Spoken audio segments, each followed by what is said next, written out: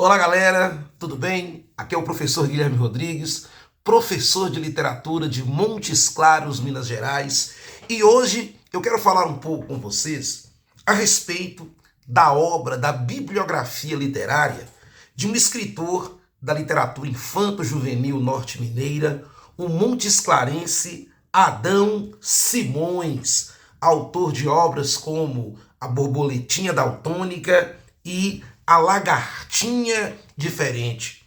Adão Simões, que durante muito tempo, e Adão vai saber muito bem disso, eu sempre o chamava de Adão Ventura, numa referência ao saudoso poeta de Santo Antônio do Itambé, o grande, o saudoso poeta Adão Ventura, né?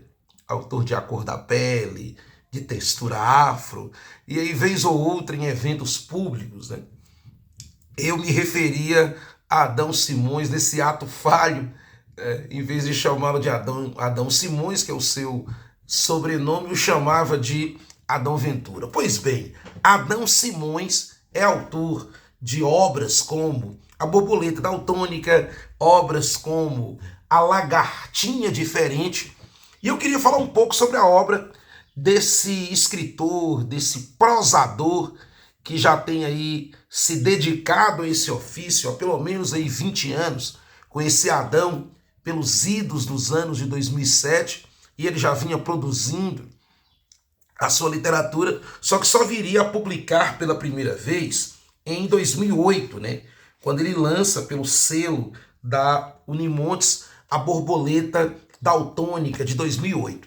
Antes de falarmos sobre Adão Simões e sua obra específica, eu queria aqui lembrar um pouco para vocês sobre esse gênero, assim podemos dizer, esse subgênero dentro do gênero narrativo, que é a fábula. O que Adão faz é seguir uma linhagem que vem desde os anos, o século 2, 3 antes de Cristo, né? Que é a tradição das narrativas, né, fabulescas, né, que são narrativas, como é do conhecimento de vocês, protagonizada por animais personificados, antropomorfizados, que agem como seres humanos. Esse é o conceito de antropomorfização ou prosopopeia, personificação.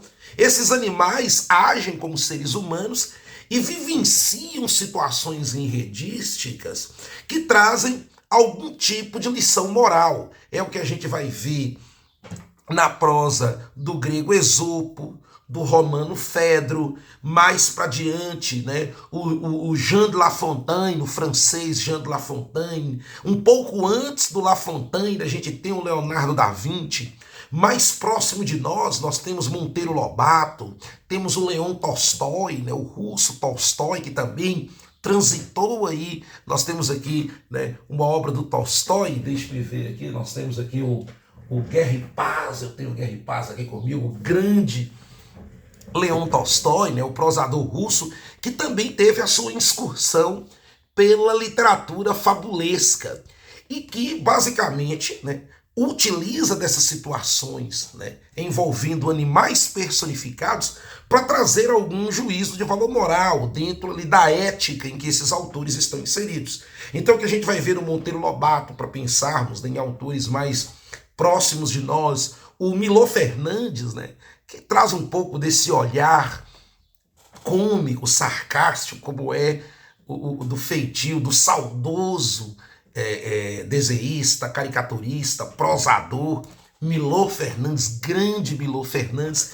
e é nessa linhagem que se insere o Adão. Só que se a gente pensa na obra do Adão, Simões, a gente já quase que eu falo Adão Ventura, a gente pensa na obra do Adão Simões, a gente precisa analisá-la sob dois aspectos.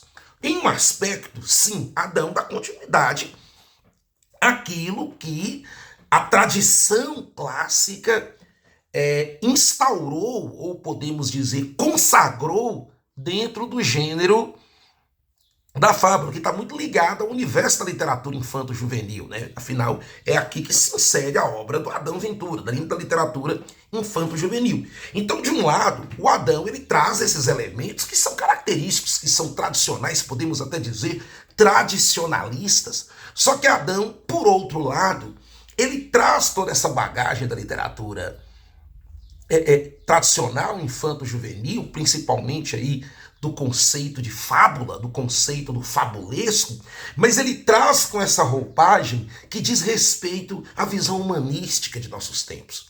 É o que a gente vai perceber, por exemplo, né, principalmente nas duas publicações, porque o Adão ele tem outras obras sobre as quais nós vamos falar aqui.